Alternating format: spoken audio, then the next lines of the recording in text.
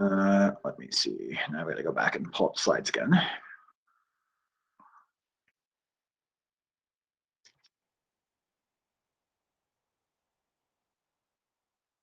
Okay, so now we are recording this and we will upload this to YouTube, but also on your calendar invitation. Within the next 24 hours, it should actually upload to this calendar invitation itself, and you should be able to get that link so that you can view this and share this with anyone that you think might benefit from this initial applicant briefing. And please do share this. Don't assume that people, were able to make one of these or seen it. Like I said, we're going to cover a lot of information about documentation and things like that. So there's probably quite a few people in your organization that may need to see it. So please do share this with them. So let's talk really big picture. What is FEMA Public Assistance? So FEMA Public Assistance is a grant program where FEMA comes in to support communities as they recover from major disasters. The main things that they support are debris removal, life-saving protective measures, and then restoring publicly owned infrastructure. The eligible applicants are local governments, states, tribes, and territories. We refer to them as SLTTs. And then there are also certain private nonprofit organizations that are also eligible to apply. This is FEMA's largest grant program, with literally billions of dollars given out every year to help communities recover. The agenda, kind of what we're going to talk about today, first just talk about some key deadlines, and then we're really going to go through what what FEMA calls the eligibility pyramid. And that pyramid can be seen here. The way that this works, and really, I guess the importance of this first is, this is how FEMA views their program. They will start kind of at the bottom of this pyramid, and they will ask you questions related to, are you an eligible applicant? And once you satisfactorily answer those questions, you'll move up and say, do you operate a eligible facility? And then again, you'll move up and say, do you have eligible work? And then finally, are your costs eligible? So you'll notice that in the agenda, we kind of structure this to be the first thing that we cover, because again, that's the questions that we'll ask you as you go through this. But this is a really helpful diagram. Again, if you're just thinking about public assistance in the big picture, this is how FEMA kind of, asks questions. And so, you can kind of judge where you're at in the process depending on what kind of questions that you're being asked. The key deadlines for DR 4634, the first one is that you must submit your request for public assistance no later than January 30th, 2022. Please note that that date is a Sunday, and the answer is no. The deadline will not be extended to the next business day, which is the Monday, January 31st. The deadline is January 30th, despite the fact that it is a Sunday. To register and to put in your request for public assistance, it does require a two-step process if you're not already registered in the system. So the first step is going to the website grantee.fema.gov, and then first registering for access. And then after you register for access, you will have the opportunity to submit a RPA, or a request for public assistance. We did have, with the fires last year, a few entities that just registered for access and they thought that was the same as submitting the RPA. Please do not make that mistake. If you have not already registered for access as an entity, you first need to do that, and then you'll have the opportunity to submit an RPA. After your RPA is submitted, FEMA will work with you to set up what they call an exploratory call to discuss the program and expectations that come along with the program. And additionally, just kind of understand what it is that your needs are, so that for the next meeting, which is called the recovery scoping meeting, that they have the appropriate people on that call, whether you need technical expertise like engineering or insurance people or environmental and historic. They'll make sure that that recovery scoping meeting. So again, submit your RPA, then you'll have your exploratory call, and then you'll have your recovery scoping meeting. I know this is already quite a bit, and I just want to emphasize, if you take nothing away from this call other than this one slide, this is the one. Get your request for public assistance in by January 30th. It is a statutory deadline of 30 days past the date of the declaration, and time extensions are granted very, very rarely on this. So please make sure, if you take nothing else away, you have submitted your request for public assistance, if you're interested in the program, of course, by January 30th. So let's talk about eligibility and who should submit their request for public assistance. So the first thing, like I said, we're going to start all the way down at the bottom of the pyramid and talk about, are you a eligible applicant? So all tribal governments are eligible applicants, and then all units of local government. And then there's kind of a bullet list of all the different types of local governments that FEMA recognizes. Most importantly, here in the state of Colorado, we have a lot of special districts. And I wanted to just emphasize that special districts are considered units of local government as long as they're recognized under state law. And so, you know, you are a eligible applicant if you are a special district for almost all the time. The next one, and the one I wanted to spend a little bit more time on, is private nonprofit organizations. So FEMA splits private nonprofit organizations into kind of two major subtypes. The first type is those that provide critical services. And FEMA defines critical services as any nonprofit that provides emergency response, such as fire and rescue, or emergency medical care, or utilities, or educational institutions. If you provide any of those four services, FEMA considers you to be a critical nonprofit. And you have slightly different rules than the other type of nonprofit organization, which are those that provide certain non-critical services, but essential services nonetheless. So kind of the distinction there is critical or essential, but non-critical. Those are things like the list here, homeless shelters, daycare shelters, houses of worship. Those are essential but non-critical services. And again, there are slightly different rules, and those rules can kind of be seen here on this flow chart. I'm sorry if this is a little bit grainy, but we will send this out and you can see it much more clearly on the slides. But the main difference between critical nonprofits and essential but non-critical is on permanent work, and we'll define what permanent work means later. Essential but non-critical private nonprofits need to apply for a small business administration loan prior to being approved for FEMA public assistance. And that is only on your permanent work. And again, I'll define that in a few slides. But for all nonprofits, your emergency work is eligible without applying for a small business administration loan. And for critical nonprofits, you also do not need to apply for a small business administration loan before you are eligible for your permanent work to be covered.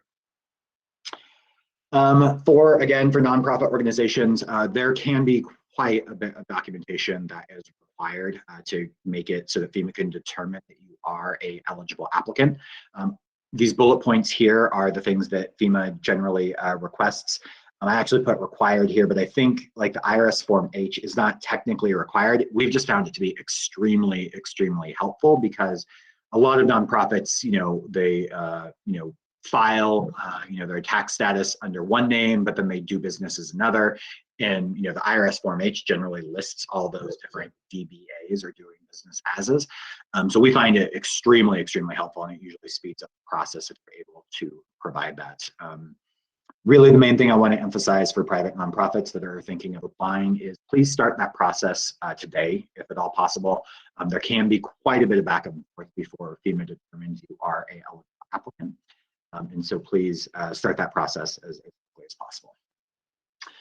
Ineligible applicants, businesses and individuals. So if you own a private for-profit business, you are not an eligible applicant, nor are individual persons. This is the Public Assistance Program for public entities. If you are interested in business assistance, you would want to contact the Small Business Administration. And if you are an individual seeking assistance, FEMA has the Individual Assistance Program, and you can easily Google both of those and find kind of the context. But just wanted to make sure we understood that today we are talking about FEMA public assistance. So let's talk a little bit about the process. So if you think you're an eligible applicant, you should definitely apply. We kind of did the first three steps here. So the incident occurring, the preliminary damage assessment, and the declaration, a little bit out of order. We actually received the presidential declaration before we did the damage assessment. And that was just because, literally our governor called the president and said, we've got a really bad situation here with Marshall Fire. Can you please make a declaration? And the president did. before we kind of did the damage assessments. But regardless, we are now here kind of the very beginning of phase one, where we are asking you guys to do your request for public assistance. After you make that and after you are determined to be an eligible applicant, then you will go on to, like I said, the exploratory call. You will meet your PDMG, or Program Delivery Manager, from FEMA. We will also likely, on some of these calls, have state representation, so people that work for the Division of Homeland Security and Emergency Management on my team, to kind of help guide you through this process. But your PDMG is really going to be your person, through all the way down here at step 5, the transition meeting. But they'll be the one that walks you through all of these different things. I'm not going to get super in depth here because, again, when you apply for assistance and get your exploratory call, they'll walk you through kind of the next steps. I'm really going to focus on some of the higher points as we go through this. So speaking of those higher points, let's move up the pyramid. So we've already hopefully determined that you are an eligible applicant.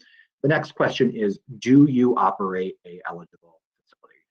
And FEMA defines a facility as any building, system, or equipment that is built or manufactured or an improved and maintained natural feature. So I know that this, started as a grassland fire and moved into residential areas. There are a number of natural features that I'm sure were damaged by this fire. But the question that FEMA is going to ask is it an improved natural feature, and is it a maintained natural feature? And again, the definition for natural feature is here. But that one's probably going to be a little bit tricky for some of the applicants on the call today. But if you own a building, system, or equipment that's built or manufactured, generally speaking, you operate that provides eligible services. Generally, you're going to have a eligible facility. So we don't spend a lot of time on that one.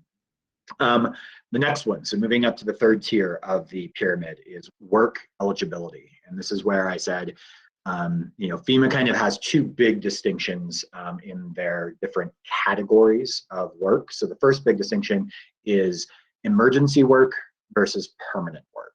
So right now, for this disaster, the state and the county of Boulder have only been approved for emergency work. So that is debris removal and emergency protective measures. We absolutely are going to request, and we hope that we will be approved for permanent work, which is categories C, D, E, F, and G. So I'm going to brief today as though we have received both emergency work and permanent work. But just so you guys know right now, we have only been approved for emergency work. As soon as we do get approved for permanent work, I will make sure that everyone gets notified of that, as will your FEMA PDMG. I just wanted to be clear that right now, we've only been approved for category A and B, debris removal and emergency protective measures. You do not need to, on your own, split your work out into different eligible categories. That's something that you will discuss with your PDMG through the damage process, the damage inventory process, and they will help you categorize your work. So there's not a test or anything. I actually always forget which category is which. I've been doing this for a while. The other thing I wanted to mention is there are such thing as category H, or firefighting activities, also known as suppression. So on category H, I wanted to kind of draw a distinction. So before this was declared a FEMA Public Assistance Declaration, it was declared a Fire Mitigation Assistance Grant Declaration, or an FMAG declaration. That grant program is managed by our sister agency in public safety, DFPC, or the Division of Fire Prevention and Control. So on this, the main thing I want to kind of note is, if you just have fire suppression expenses, you should be submitting those expenses as you normally would to DFPC through their firebilling.org website. If you have any questions on whether you should apply for FEMA public assistance or just go through fire billing as a cooperator, that's kind of the line there. If you were just a cooperator on the incident, generally speaking, you're going to want to, like I said, go through firebilling.org. If you are a entity that has their own costs incurred because of the disaster and you weren't just a cooperator on the incident, then you're going to want to apply for public assistance.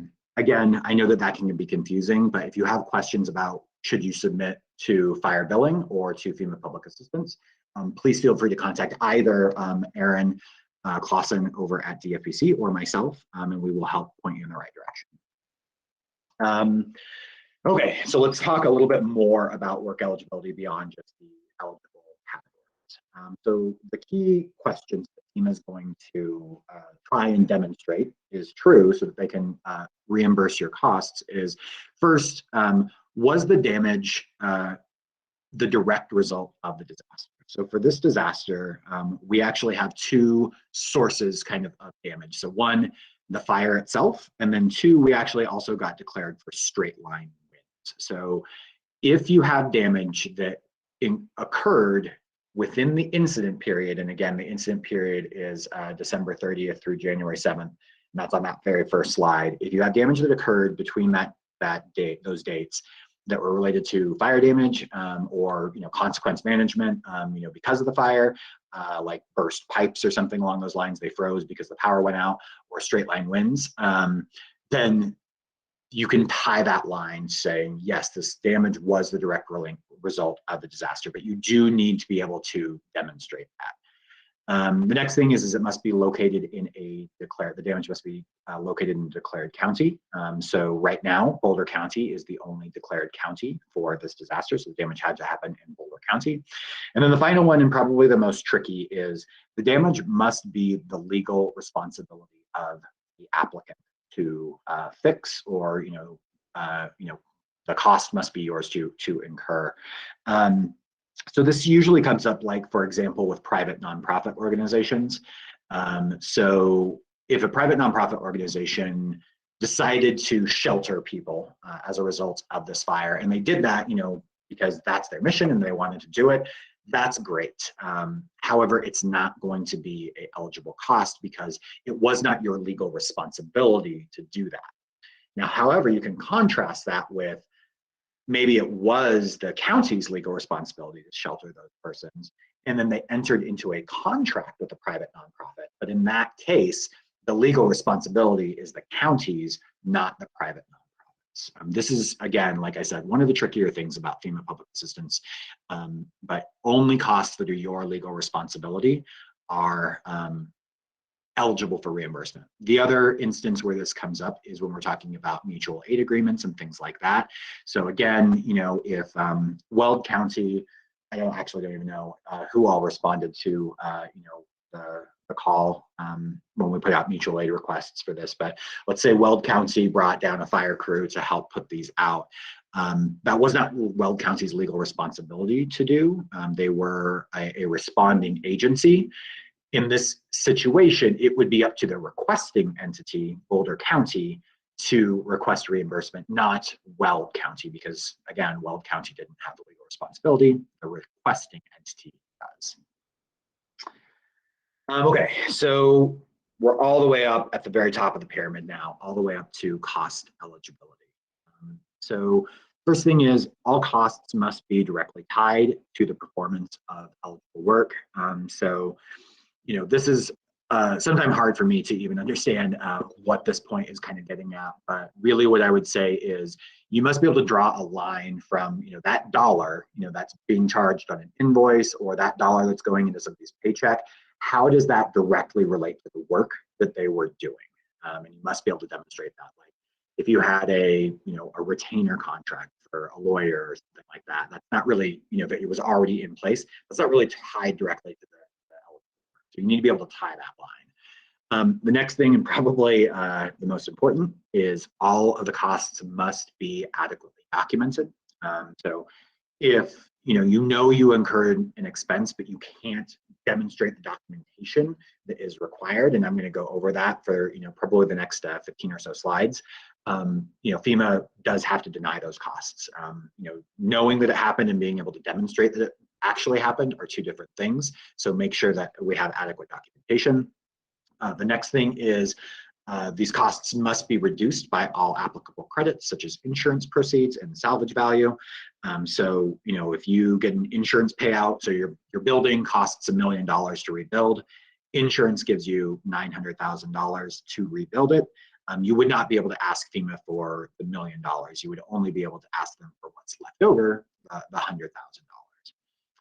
The next thing is all costs must be consistent with policies and procedures. That does include your local procurement procedures or federal procurement standards, whichever one is more strict, and also local contracting standards and FEMA contracting standards, and any other policies like labor policies, overtime policies, fringe policies, any of that stuff. These costs must be consistent with those policies. And then the final, just kind of catch-all, is all costs must be able to be demonstrated as necessary and reasonable to respond to the incident. Again, I just kind of want to emphasize here that documentation really is the key to this entire program. It directly correlates with how fast you can get reimbursed. If you're able to provide your documentation in an organized fashion when we ask for it, hopefully this reimbursement process will only take months. However, if you're providing inadequate documentation or piecemeal documentation, I'm not exaggerating when I say the reimbursement process will likely take years. Nobody wants that. So just really, again, take to heart that documentation is the key to this, to this entire program. So let's talk about how to document costs and the eligibility of specific costs. So first one I wanted to talk about is what FEMA calls force account labor. And really that just means labor from your own entity's employees. So for permanent work project worksheets, all labor costs, straight time, overtime for both budgeted and unbudgeted employees is eligible for reimbursement. However, for emergency work project worksheets, the rules are slightly different. So for budget, and you can see kind of here in this matrix how it's different. So the main difference is for budgeted employees, so people that you are going to pay regardless of whether this disaster happened or not, their straight time work is not eligible when they are doing emergency work.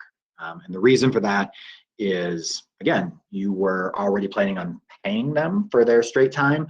FEMA doesn't consider there to be any extraordinary cost related with this incident, and so they won't pay for straight time for permanent employees that are budgeted, or seasonal employees that, again, were budgeted for that season. However, for unbudgeted employees, ones that you had to bring on specific to this incident, or perhaps they're funded out of a different federal funding source that can't pay for them, then both their straight time and their overtime is eligible. Again, the really easy way to remember this is, would I have incurred their salary but for the disaster? If the answer is yes, I would have.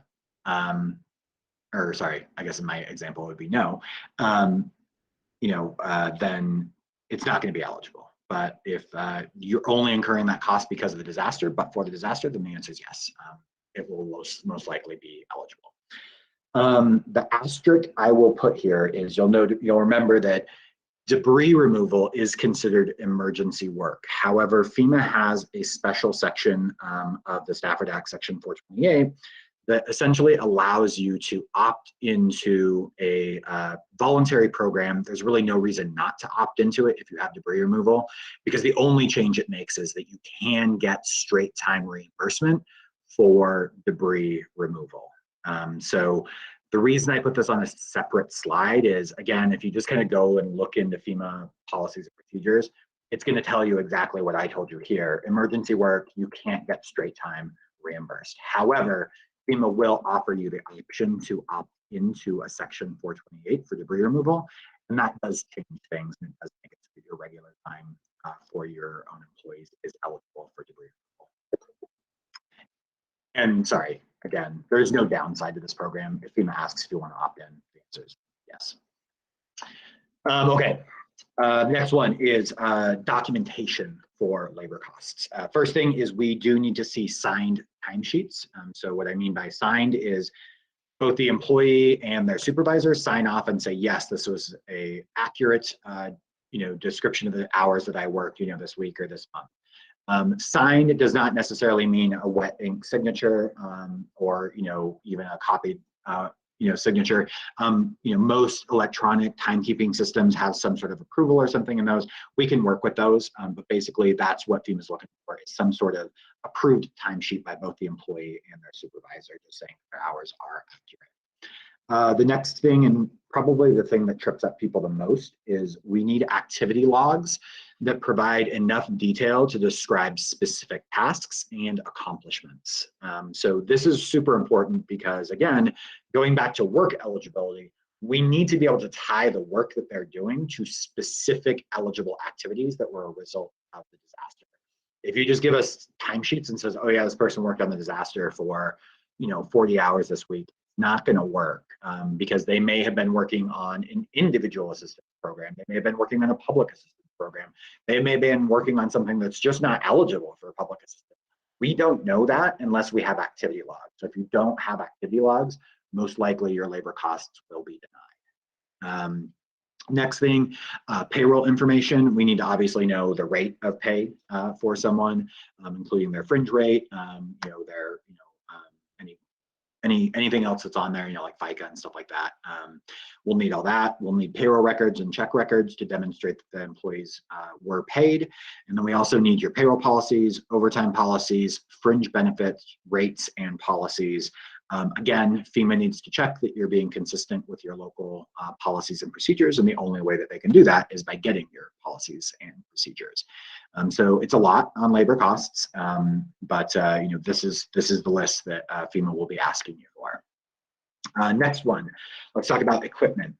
So equipment logs are really what we need.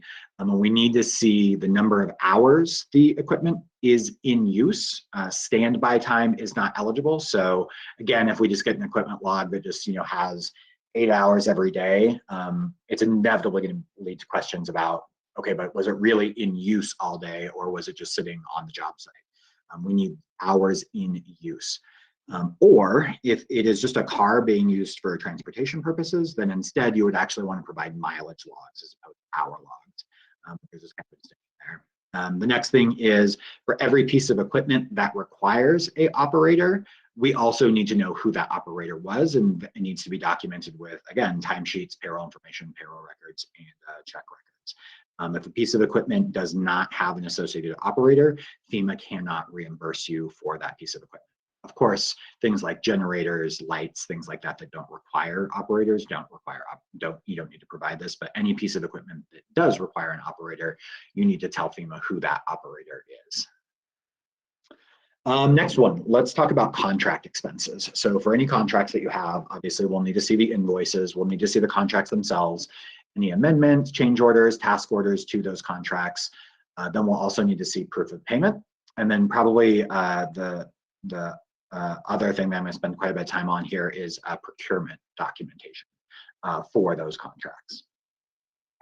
So let's talk about procurement. So obviously FEMA recognizes, as the emergency management agency, that emergency procurement is absolutely necessary sometimes. So the thing that we want to see, though, is if you did use emergency procurement, meaning you didn't follow federal procurement rules, you didn't follow local procurement rules, to the fullest extent, we're going to need a memo just kind of outlining, a few key points. So the first thing is we need to be able to demonstrate that the costs you paid to that contractor were reasonable and necessary.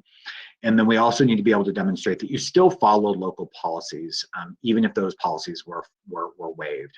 So let's just say, for example, the county commissioners waived all procurement in Boulder County. Okay, cool. Where's the actual documentation that is true? When did they do it? When was this procurement made? We need to be able to demonstrate that. If you do have an emergency procurement, there is a really, really helpful memo that I have linked here in the slides. Please just go read it. I could probably spend an entire hour talking about how to properly document this, but we don't have time today. So please just go read the memo. It's super, super important, and it will save all of us a lot of time if you understand how FEMA looks at this. And this is one of the best documents that I think FEMA's ever published along those lines. So please go take a look if you do have emergency procurement. So let's talk about non-emergency procurement. So the first thing I want to emphasize is you must follow the most strict policy between your local policies and federal procurement policies. So today I am just talking about federal procurement procedures because I don't know what your entity's procurement procedures are. So don't think it's an either or, oh, I can either follow local or I can follow federal. No, it's the most strict. So in most cases, I would say the federal procurement procedures have higher thresholds. So if your thresholds are smaller or lower, those are more strict and you need to follow those. So again, I'm going to actually have a few more slides on this than I did yesterday. But you can find all of these rules in 2 CFR 200, sections 317 through 326. I don't say that to make all of you guys kind of have your eyes glaze over because of a policy citation. I really just say it because it's actually not that long of a read. And if you take the time to go into the CFR and read this, you will be well ahead of most people because most people don't actually take the time to go read the CFR, and I strongly encourage you to do that. So let's talk about micro purchases. So micro purchases, again, are less than $10,000 from a federal standpoint, and they can be done without soliciting a competitive price or rate quotations, as long as the price is reasonable. And so that's really the main question that FEMA will ask is, how do you know the price was reasonable for this? And if you can demonstrate that, you know, that's really all that's required for a micro purchase.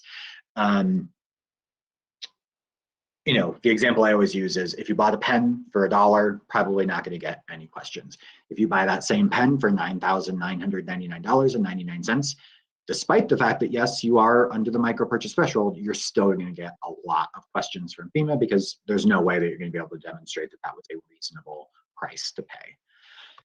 So let's talk about small purchase procedures. So that's anything between $10,000 and $250,000. So the main thing here is you must go out to get quotes and you must get at least 3 quotes back.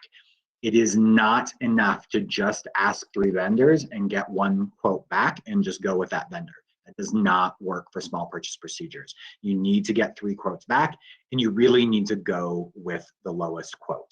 If there's a reason why you don't want to go with the lowest quote, then that probably means you didn't actually get 3 qualified quotes because you're like, oh, this one I'm not even going to consider. So that's not really a qualified quote.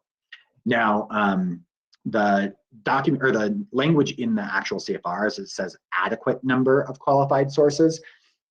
And it's kind of hard to find. I can't actually even remember where I saw it, but FEMA has defined adequate as 3. Some other federal entities may say it's 2, and I know that that's the case. Actually, I shouldn't say no. I think that's the case with some of the federal entities I've worked for, but I just know that FEMA considers adequate to be 3. So that's small purchase procedures. And then let's talk a little bit about formal procurement procedures. That's anything over $250,000. So really, with this, there's 3 different ways to do formal procurement. So the first one is what they call sealed bids. And I'm not going to read word for word kind of what the definition of sealed bids is, but this is, you know, essentially where you have a defined scope of work, like a construction contract that's been engineered. You know exactly what you want. You're going to dictate to the contractor exactly how it's done. You're going to want to use sealed bids for that, and that will almost always result in either a lump sum or a unit price contract. And as the name suggests, you receive literally sealed bids, and then you will have a public opening of those bids where you will read off all of the bottom line numbers. ABC contractor bids $1 million.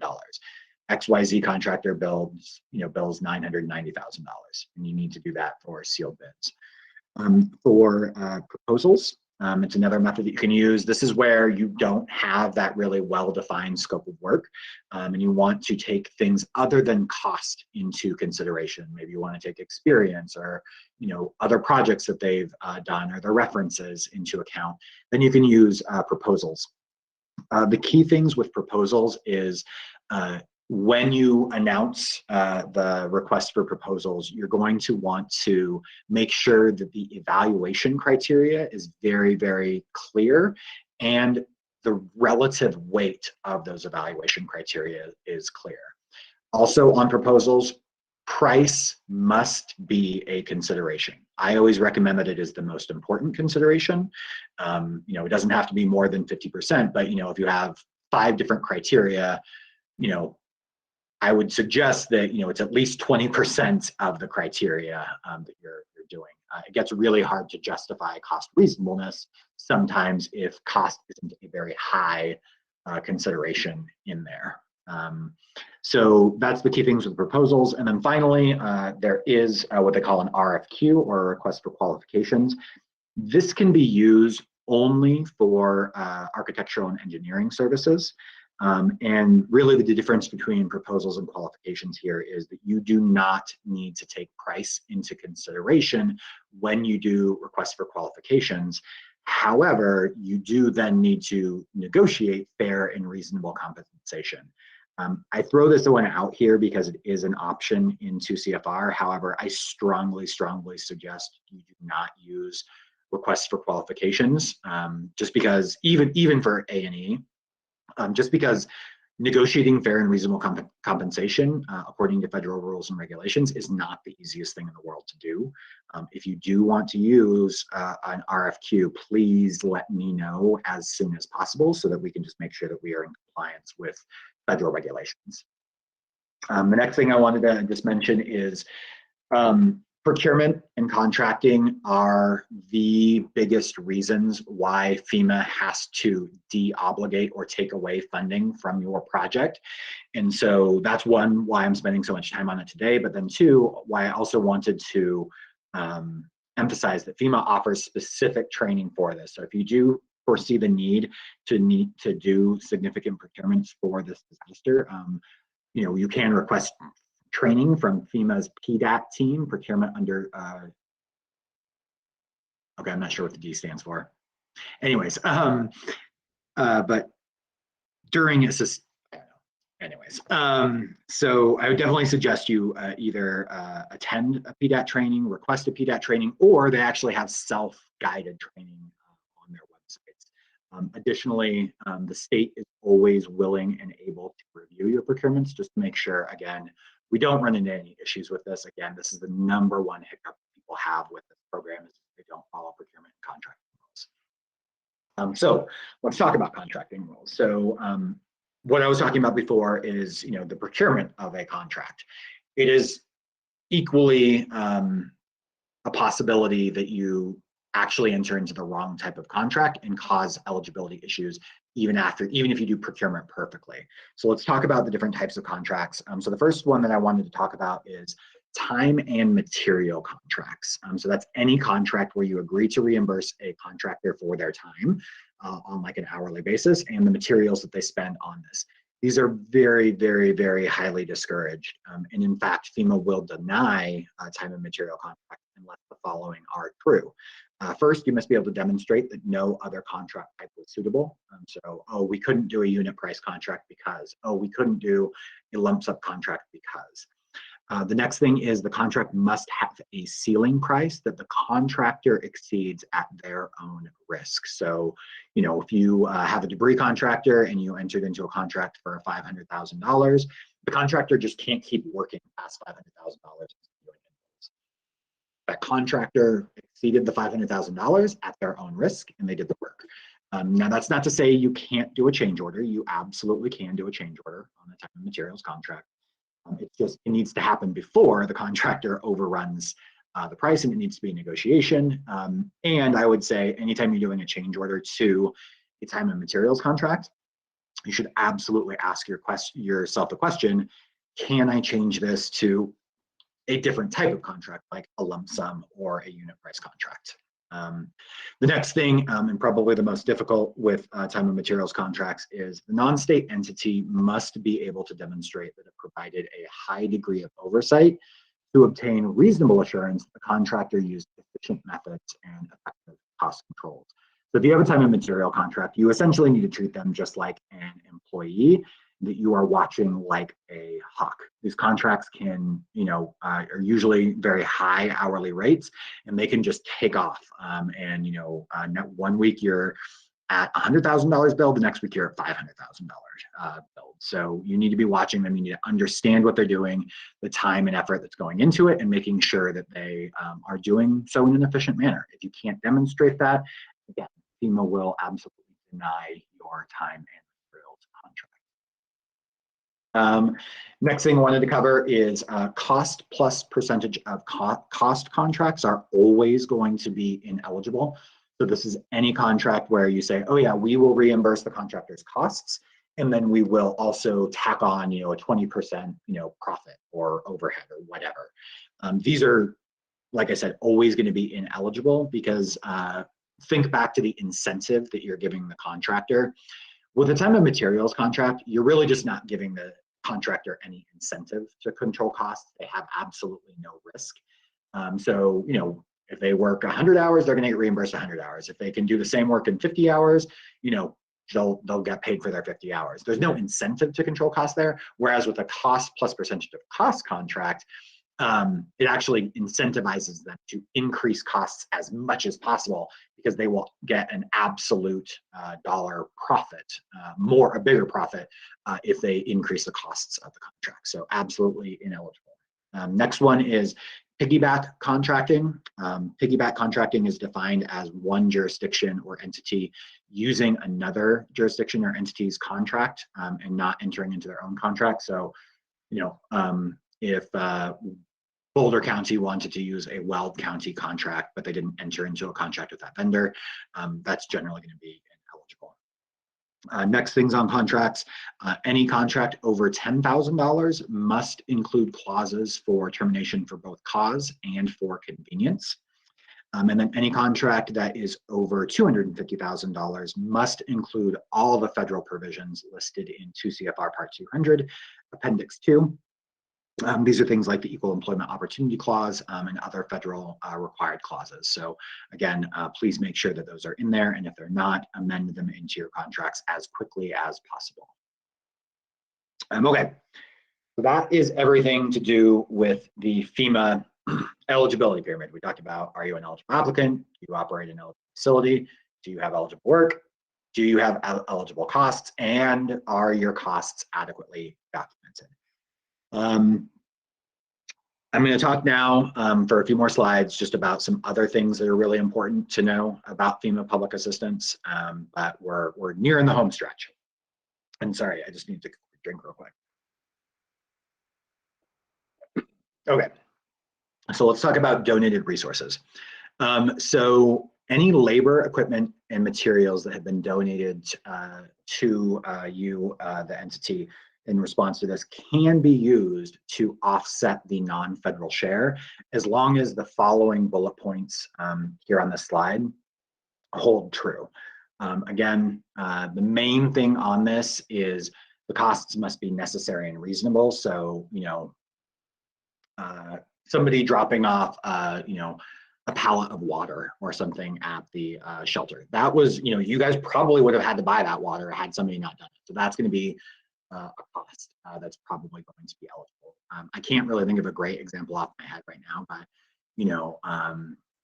something that you wouldn't have paid for otherwise is probably not going to be an eligible donated resource. The main thing here is document the heck out of this stuff. It's basically as good as cash. So for this incident, FEMA's cost share on this is 75% of eligible costs. So if you have $1 million worth of costs, FEMA is going to pick up $750,000 of it.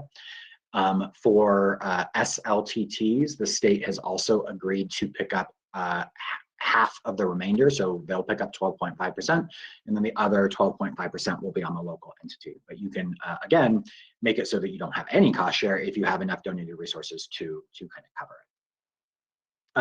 Other things I wanted to cover is FEMA does make a distinction between what they call a small project and a large project. So the first thing is the smallest project FEMA can write is $3,500. So if your costs are not more than $3,500, FEMA just can't write a project for you, and I'm sorry for that.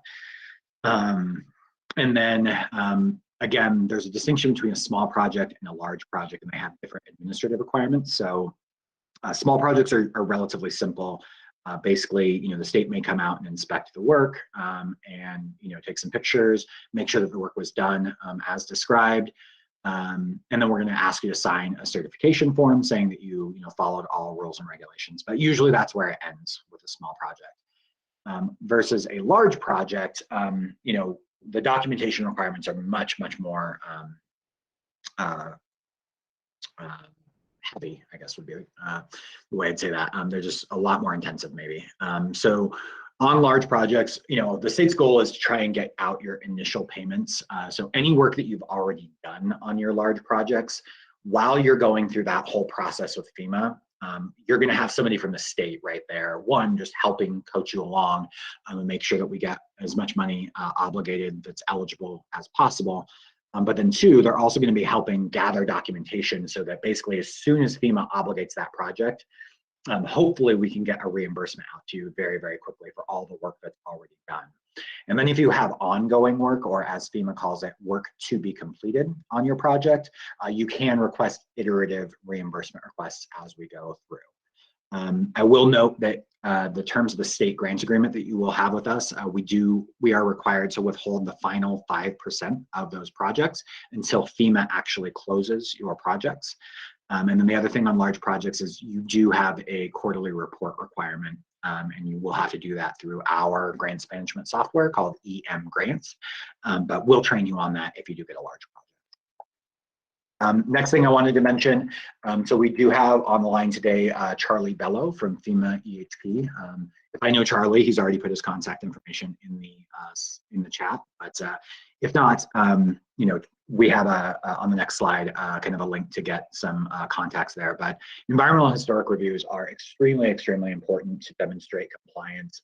As a federal entity, FEMA cannot fund a project that does not comply with environmental and historic rules, regulations, and laws. So the first bullet here I have is just emergency work versus permanent work. And I really would just want to kind of highlight, generally speaking, for emergency work, FEMA has a lot of kind of levers that they can pull and say, oh, it was an emergency. They did what they had to do to save lives, to protect property. For permanent work, however, that's generally not the case. And there is an entire list of a number of rules and regulations that they need to review for. So if you do have permanent work projects, I suggest making sure that you're really plugged in with your FEMA PDMG, and then almost all of those calls will have a EHP representative either on them or available to be on them if you have EHP questions. Super, super important. This is probably the second most likely reason that funding gets deobligated, because we're not able to document compliance with EHP regulations. Next thing I wanted to say is Charlie has put together what they call a green sheet for this disaster. And this link here, you can get it. Again, it just has a lot of really helpful information in addition to contacts, people that you can contact to ask questions if you have questions about environmental and historic protection. Next thing I wanted to just kind of talk about is insurance. So I already talked about, if you did get an insurance payment, you can't ask FEMA to duplicate that payment. You need to take away what insurance paid you away from your FEMA claim. But the other thing I wanted to mention on insurance is FEMA has what they call an obtain and maintain requirement. And so that is, if you get a project written for a facility and that insurance is reasonably available for that damage, FEMA will put what they call an O&M, obtain and maintain requirement on your project, as long as that project's worth more than $5,000. And so what obtain and maintain, like as it sounds, there's two different parts to it. So when you go to close your project, FEMA will ask for documentation that you have obtained insurance for that facility, again, if that insurance is readily available. And the second thing is maintain. So let's say, 3 years from now, we have another wildfire, and the same facility gets damaged. FEMA will know that you had an obtain and maintain requirement on it, and they will say, hey, we told you needed to get insurance. Have you maintained that insurance? If the answer is no, we didn't maintain that insurance, that facility will automatically be ineligible for the next disaster. All right, my last slide today is I did want to talk a little bit about what FEMA calls 406 mitigation. So that's just the section of the Stafford Act that it falls under. So FEMA is allowed on any of your permanent work projects to evaluate cost-effective mitigation measures. So the example that I might want to use for this disaster is if you have like a pedestrian bridge or something that was made of wood and it completely burned down, FEMA will talk to you about like, oh, well, what if we put a metal bridge in instead, so that it's not so vulnerable to fire damage. And as long as we can demonstrate that that is a cost-effective thing to do, FEMA can actually give you more money to put it back in a resilient fashion. I actually didn't mention, but FEMA has a whole 406 mitigation team. Again, if you have permanent work, you will no doubt meet them at some point. And if you have ideas for 406 mitigation, absolutely bring them up early, bring them up often. FEMA, really pushes this program. They really want to build back in a more resilient fashion. So I'm actually done with my slides, and I'm going to turn it over real quick to my colleague, Mark Thompson, to talk about the different. Thanks, Michael. Good afternoon. It's Mark Thompson, the State Hazard Mitigation Officer for DHSEM, and I put my email address in the chat. I'm just going to take a couple minutes to talk about the Hazard Mitigation Grant Program, which is a separate mitigation program from what Michael just discussed with the PA 406, although they can work together. The purpose of HMGP is to provide funding opportunities following a disaster for communities to implement mitigation projects that reduce or eliminate long-term risks into the future against any or all natural hazards. So while this particular disaster was declared for fire and straight line winds, whatever the amount of funding that becomes available under HMGP could be used for those two hazards or other hazards such as flood, tornado, ice storms, whatever the case may be. And similar to the public assistance programs, our eligible entities or sub-applicants include counties, municipalities, and special districts who participate in a FEMA-approved hazard mitigation plan. Now, granted, Boulder County does not currently have a mitigation plan. It's being updated now. But communities and districts and certain private nonprofits can still apply for projects while that plan is being updated. They just need to have the approved plan in place to receive the award. Also similar to PA, this particular program has a federal cost share of 75% for a given project, and the 25% non-federal share can be met with a combination of cash or in-kind match. The initial priority for this particular program is going to be Boulder County, Louisville, and Superior. If those communities don't request all of the funding that's available under this particular program, then we'll next expand that priority to the adjacent counties. And then in September, we'll go statewide with that opportunity. As of today, we do anticipate putting in a sub-application deadline to us in mid-November. Ours will be due to FEMA in late December, and it generally takes about that much time to go back and forth with questions on the applications, reviews, scoring, and ranking. So again, this program is related to the disaster, but unlike PA and PA 406 mitigation, which are aimed at rebuilding and restoring the community, this program is for long-term risk reduction moving into the future, and primarily on facilities and buildings and infrastructure that was not damaged and is eligible for public assistance funded work. Thanks, Michael. All right, thank you, Mark. Okay, so I'm actually going to stop sharing the slides, and I'm going to actually turn it over to my colleague over at FEMA, Mark Pettit, to see if he has any corrections or just some other words of wisdom here. Yeah, good afternoon. Mark Pettit, I'm the infrastructure branch director on this disaster, which means I'm overseeing the team that's going to work public assistance with any of the eligible applicants and help them through this process. We've got a very good team put together. I think they're highly experienced and raring to go. So once we get those requests for public assistance in, we can start moving forward on those pieces. Just a foot stop, a couple items that Michael mentioned is one, the documentation piece. As he said, that's one of our most important pieces that we really need, because we didn't know what it looks like before, not exactly sure what you did to complete the work. That documentation helps tell that story and helps us put together the project and make sure that we're including all of the costs that are eligible as part of that work. Along with that documentation are photographs. If you started doing the work at this point, the more pictures that you can take, the better, because that will give us an idea of what it looked like before, so we can make sure we get that piece recorded as part of the damage description. And I think I've said it multiple times on other disasters. If you think you have enough documentation, try to get some more, because it never hurts to have more documentation. We can always whittle it down to what's needed, but it's harder to rebuild after the fact. Again, the procurement piece always a very important one, and gets a lot of people in trouble. So yeah, reach out if you have questions before you issue your request for proposal. Reach out to Michael and his team. Reach out to your PDMG when they get assigned.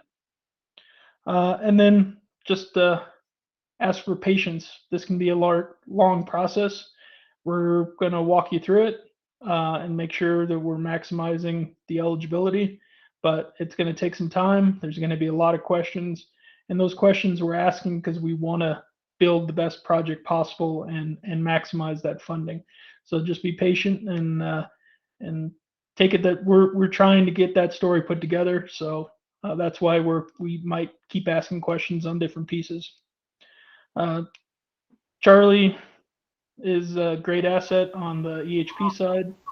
Charlie, you got anything to say? Yep. I just want to reiterate, Mark Pettit is in charge of patients, all patients. Thank you. Thank you, Michael Haney. Good overview of EHP. I have nothing to add except that we're standing by to help whenever, however, wherever. My name and contact information, telephone numbers in the chat box. The green sheet summarizes it. I look forward to going to other meetings and helping you all out. Thanks. Thanks, Charlie. Yeah, Charlie and the other folks from EHP are going to be attached to the hip to our PA folks to make sure that we cover all those bases as we're getting the projects put together, along with the mitigation team. Assuming we get the permanent work projects come in, we're going to make sure they're on there, because there's no reason to leave that money on the table if there's something that can be done to minimize anything like this from happening in the future. So we want to make sure that we're trying to get those pieces involved.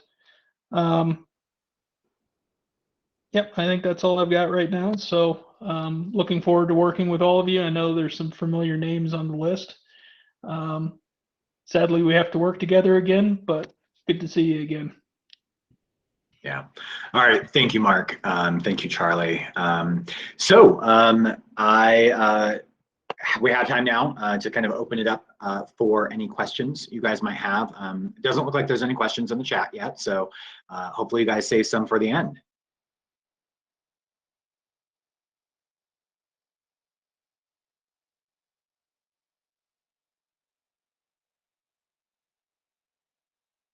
All right. I know I didn't. Maybe it was just too much. I know I didn't do that good of a job that there's no questions.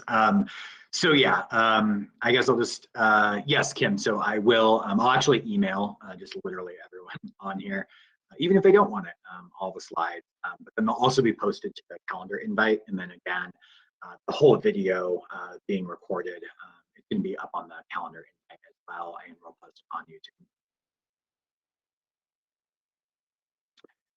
So Carrie Kimball from CDOT asks, does DHSEM anticipate hiring a contractor or using a current contractor to assist applicants with their document reviews? Yeah, Carrie. So most likely right now, we actually have 3 different contractors on call at the state, and they believe that they all have sufficient capacity to help. So I don't foresee going out and getting another contractor for this.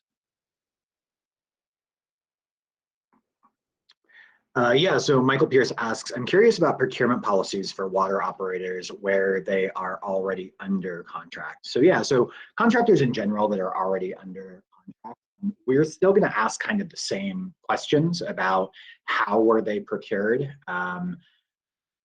whenever they were procured. And if those contractors don't meet federal procurement standards, it kind of depends on, okay, we can understand using that contractor under an emergency basis, and particularly for water operators, like that is a critical service. Until that water gets turned on, we're kind of in an emergency period. But if there's longer term non-emergency procurements that after the water is turned on, but there's still additional repairs that need, we would most likely ask you to stop the work and then re-procure to meet federal procurement standards. Mark, do you have anything to add there? Yeah, and I think the other piece to look at is also what was the original contract procured for. If the scope of work is along the same lines, again, and it's an emergency to get an system operating, that's one thing. If it's a maintenance contract and you want to use them to do a repair or replacement, then we want to talk about that and make sure that it's really in line, or would it just be better to go back out to bid? All right. Okay, so Janine asks, are costs other than hard costs eligible? For example, school districts that have costs to bus kids to alternate locations. That's actually a good one. So in FEMA policy, it does say the words increased operating costs are not eligible. And where that line is definitely sometimes fuzzy. So what I would say is this is definitely something that you want to discuss with your PDMG about, like, no, it's not an operating cost, it's an emergency protective measure, or something along those lines. I honestly don't know the answer to that one, Mark. I don't know if you have anything to add, but I'd like to look at what those costs are and how long they're being incurred, and under what contracts and things like that. Yeah, I agree. The devil's always in the details, so I would want to see what exactly is going into it to make sure that if there is a piece there that we can collect it, but it might not be all of it. Yeah. So Chad asks, are self-insured retention or deductibles open for reimbursement? Yes. So any deductible under insurance policies, whether that's a self-insurance policy or just a commercial policy, deductibles are eligible because it's a cost that you would not have incurred but for the disaster. So generally, those deductibles are going to be eligible. And then Janine asks, how do we get the name of our PDMG? So Janine, register for access in grants portal and then submit your request for public assistance. And then right after your request for public assistance gets approved, Mark will assign you a PDMG.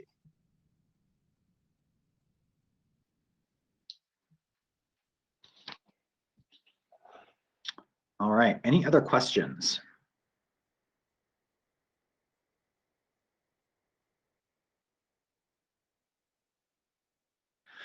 Okay, thank you all for your time today. I really, really appreciate it. I'm probably just gonna hang out for a few more minutes if anyone has any last minute questions, but otherwise, again, this marks the end of the call. Thank you all, and have a great weekend.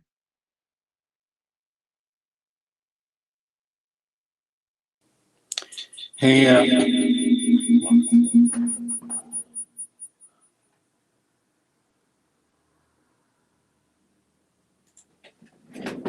sorry, Mark or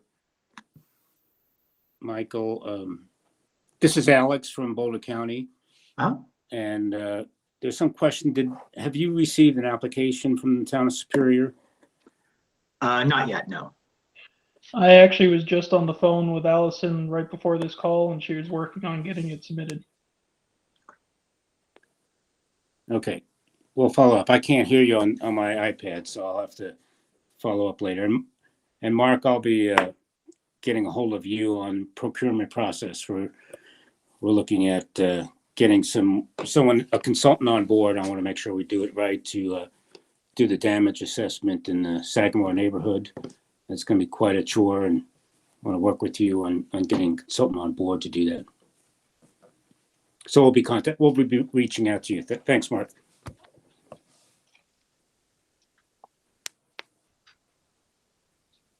All right, last call. Any questions? All right, well, again, thank you all for your time today, and we will be working with you in the future. So bye.